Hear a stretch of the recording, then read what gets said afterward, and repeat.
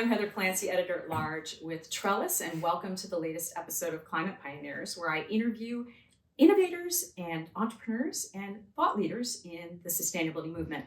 My guest today is Michael Kobori. He is the former CSO of Starbucks. He was there for the last 5 years. Prior to that, though, he was at Levi Strauss for 2 decades, leading strategy and human rights, supply chain, and lots of other things there. So welcome to Climate Pioneers, Michael. Thank you. It is a pleasure to be here. Well, I've been wanting to have you on for quite a while, and I'm going to have to do it in the guise of your time. So this is kind of going to be a little bit of an exit interview. Okay. But I have to ask first, before we go anywhere with the strategy questions, your fashion choice today. Love this jacket. Tell me a little bit about it, because I understand there's a bit of a team motivational story behind it too. Well, as you mentioned, I was at Levi Strauss and Company for 22 years. And so, of course, hence the Levi's trucker jacket. And, when I was at Levi's, one of the things we did was start putting patches on the jackets and customizing them. So I brought that notion to Starbucks when I joined Starbucks 5 years ago. And I put Starbucks patches on it. And I gave one of these jackets not only to the CEO, but my team. And then as more and more people at Starbucks got involved in sustainability, if you were working on sustainability, you got a jacket. It's like a badge of honor? It was kind of a badge of honor, uniform, if you will. And we had a core of folks, a team that was across the company, knew by jacket. Oh, and everybody wanted one of these jackets. So tell me about like a couple of the flair you have here going. This is the SDG pin, right? The SDG pin, of course, with a little water droplet, because water is one of the 3 big issues that we were concerned about at Starbucks. Of course, the Starbucks logo patch, and then the Lorax from the Dr. Seuss story of the Lorax, which is a sustainability, really a corporate sustainability story. And it's there because the CEO who hired me, Kevin Johnson, started, before I got there, something he called the Lorax Project, because he was reading the Lorax book to his grandson. And he realized, oh, this story is about a company like ours and the negative impact we have on the environment. And so we need to do something. So the project that he initiated around the materiality, around what to focus on, setting strategy and targets, was called the Lorax Project. I thank you for sharing that. I did not know that. I love this one, to be the change. That's a great motto, and especially in this moment. So what do you consider to be your most notable achievement at Starbucks, your most recent position? At Starbucks, Heather, it's really 2 things. And it isn't, we did this. It is really, number one, we changed the mindset of leaders in the company from thinking that sustainability was a project here, a project there, to believing in the vision of this can be a more sustainable company. And so we got people to believe. So we're going to go to number 2 in a moment, because you said 2 things, but I want to pause. Can you give me an example? And how did you do that? What was the... When I came to Starbucks, I realized, the company uses billions of disposable cups every year, right? And it is an iconic symbol of the company. But now it's negative from an environmental standpoint. So I said, we've got to eliminate the cups and move to reusable cups. And the people who were leading packaging said, Michael, we are never gonna eliminate disposable cups. We can do a few things around reuse. We're always gonna need disposable cups. And after a couple of years of work and influencing and giving them all of the arguments and the data and the analysis, they became our biggest champions. And they said, this is our vision. And part of what we did, and this to come to my second point, part of what we did was, and something I learned from Levi's, it's important to embed sustainability in every function and in every business unit. And so that's what we did from the get-go when I arrived at Starbucks. And so the packaging team owned the reusable cups target. And so they were put to work thinking about this. And of course, they still had to deliver on packaging that was high performing, that met our cost targets, that was appealing to the customer, all the things that packaging needs to deliver, and it has to be sustainable. And so that is truly the way of the future and the way that companies should operate. We've got it all embedded in how we do our business in every function. Right. So you came to Starbucks from Levi Strauss, and I think one of the things that I didn't know about your background but discovered as I was preparing for this, that you spent almost a decade at the Asia Foundation working on human rights and economic development in Bangladesh, Thailand, and Vietnam. So how did that experience shape your strategy at both of the companies, Starbucks and Levi Strauss? I came to sustainability actually through the human rights and labor standards side of things. After graduate school, I studied public policy at Berkeley graduate school. I was hired at Levi Strauss and Company to be a public policy manager in government affairs. Okay, and that was about the time when let's just call it the vernacular, the sweatshop crisis hit the apparel footwear sector. And there were all kinds of concerns about working conditions in the factories, the contract factories that produce the product in Asia, Central America, and other places. And since I'd had some of that experience, in Bangladesh, in Asia, working on human rights issues, I was put to work saying, oh, you know something about this, help us out. That was before you could major in human rights or sustainability, right? And so that was a great influence. And I would say the other thing about being in Bangladesh, I worked in Bangladesh many, many years ago, 3.5 decades ago. And at that time, when I was doing the work in Dhaka, we would be driving to the office, and I would see all of these women, shari-clad women, walking to factories because the apparel industry had just arrived in Bangladesh. And all these women, for the first time in really the history of that Muslim country, could work outside the home. And the fact that they were able to earn an income, bring that home to the family, and it empowered them as women in a Muslim society, changed their status. And I saw that working on development issues. I saw that, wow, these women have income. It's changing their power relationships in their families, in society. And that made me realize, oh, corporations can, in a positive way, change the society. Now, I eventually got into work that also addressed some of the labor issues that might be happening in those factories. But the fact that that financial income was there, changing the status, made a big impact on me. So, and I think I have two thoughts about how that might apply. So at Levi Strauss, you're, I'm sure, very involved with organic cotton and making sure that the practices that behind that were fair to the farmers, the people that were growing. And at Starbucks, of course, fair trade coffee, all the various ingredients. So how did that layer into the sourcing, the sustainable sourcing strategies for those two companies? And we could probably talk for hours about this, but an example of each, maybe. Yes. So I'm very fortunate in the fact that both of the companies that I work for care deeply about sustainability and about human rights. And in many cases, even before I got to those companies, they had already planted the seeds of making sure that the companies were focused on the workers, on the farmers who are growing the commodities that they depended upon. So obviously cotton and you were coffee. Building on a strategy, a mental set mindset. So the commitment was there. And at Levi Strauss and Company, we looked and we did our life cycle assessment of a pair of Levi's, and we found that the biggest impact, both in terms of water use and chemical use and carbon, was coming from growing the cotton.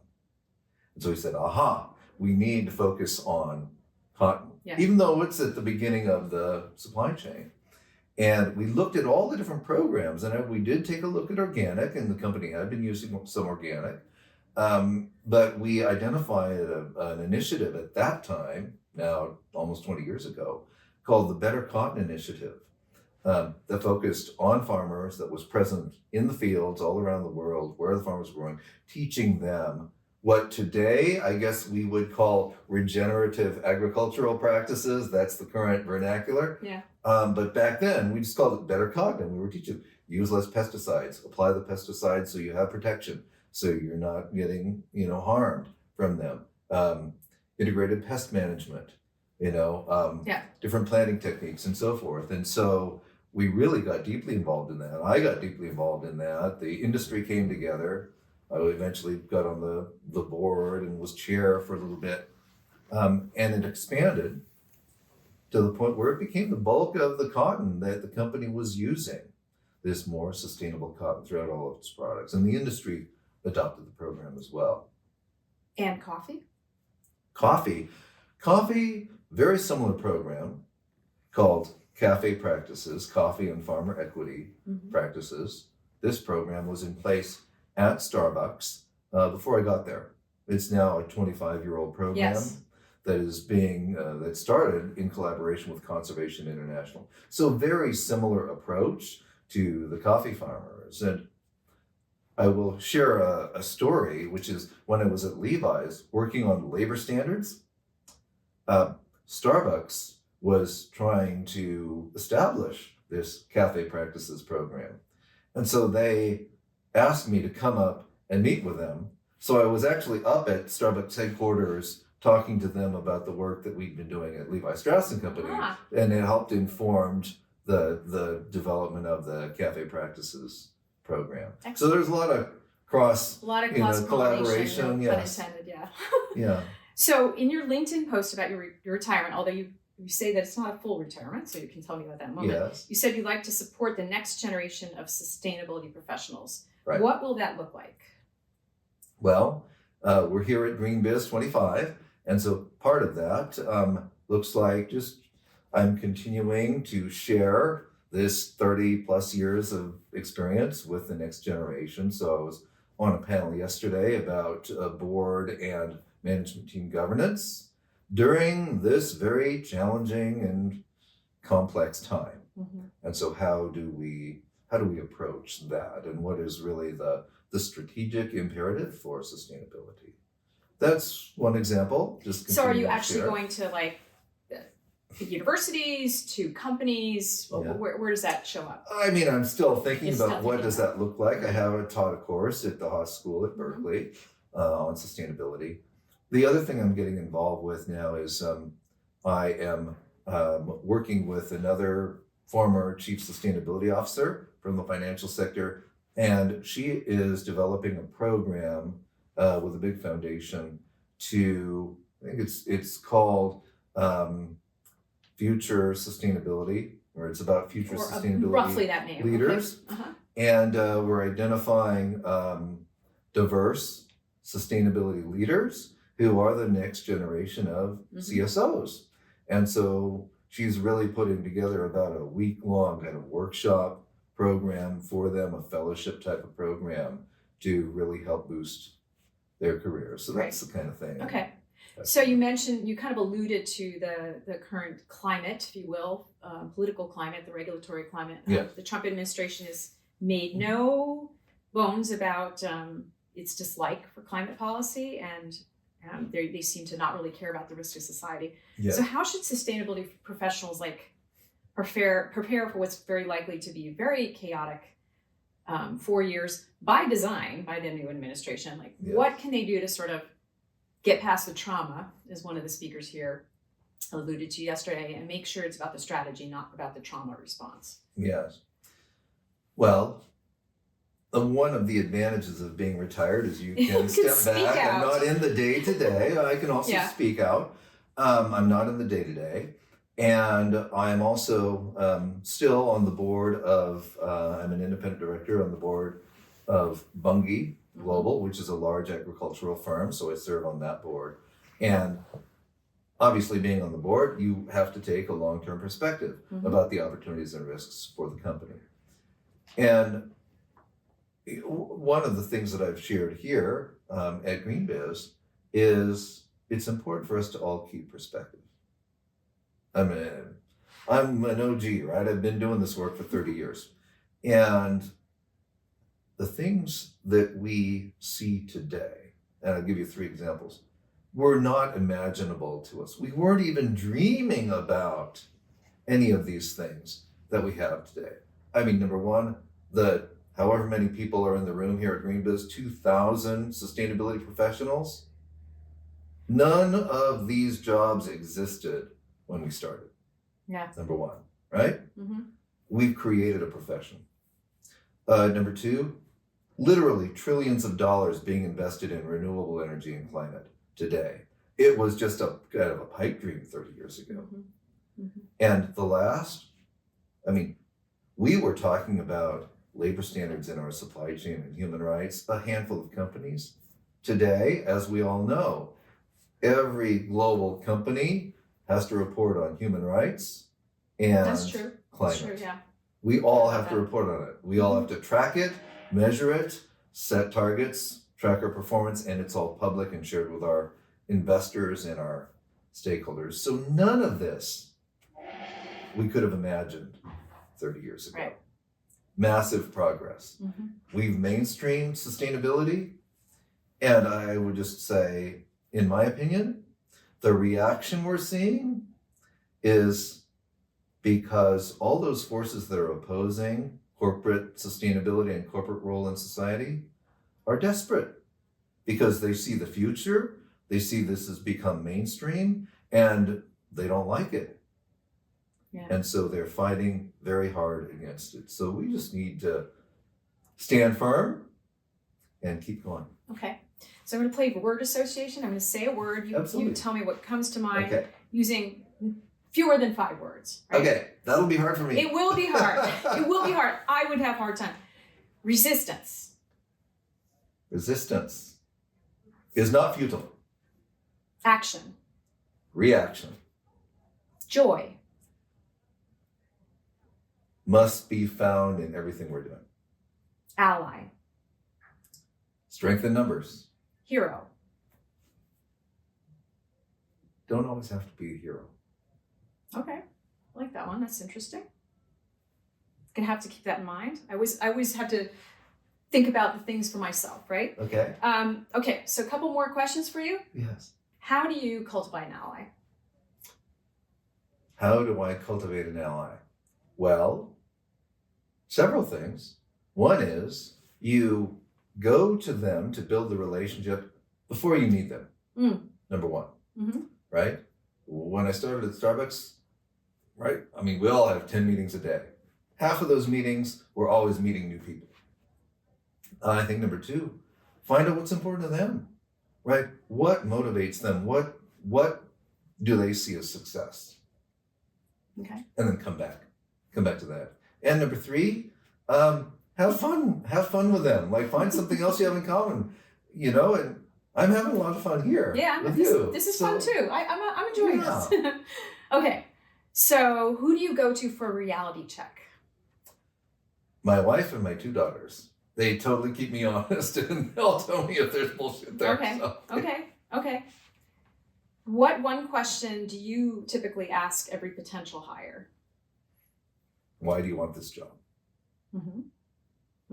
And that usually gives a signal of their interest, their passion. Very telling question. What advice would you give to a new CSO? Maybe your successor. I don't know. My Maybe successor? not. We'll stay away from your successor. No, it's fine. It's Okay. what I told Marika. So Marika McCauley-Stein, my successor, who I actually knew before. So we've had a wonderful transition. She has been so gracious during that transition. And my advice to Marika is, particularly because Starbucks is a very relationship-driven company, it's build those relationships. Yeah. Be proactive. Build your network, build the relationship. Yeah, and she came from Mars, where I know that was a very big deal too. Yes. So that probably should not be too hard of a skill for her to lean into. So one last question. What advice would you give to your 21-year-old self? It's an interesting question. I would say you're in for the time of your life, and don't take yourself so seriously. Okay. Have fun. Great. Well, thank you. This has been fun. Thank you so much for joining us on Climate Pioneers. Thank you, Heather. I look forward to catching up on what you're doing on that new program, because that's something we should be leaning into and telling the story about. So thank you, Michael. Appreciate it. Thank you. And thank you for attending and watching the latest episode of Climate Pioneers.